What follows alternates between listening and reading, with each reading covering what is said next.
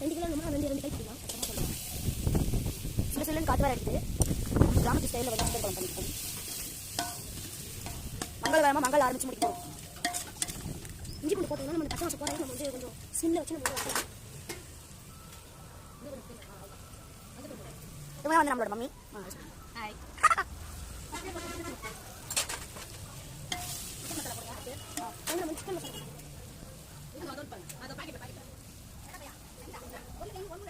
இது வந்து நம்மளோட சிக்கன் பக்கோடா கடைக்கு ரெடி பண்ணிட்டு இருக்கோம்.